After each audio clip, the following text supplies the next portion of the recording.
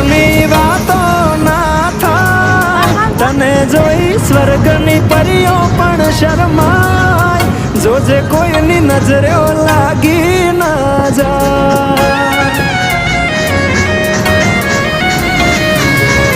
વાલી તું તો રૂપનો કટકો કહેવાય, બારે કાળું ટપકું કરીને ને કરાય, જોજે કોઈની નજરે લાગી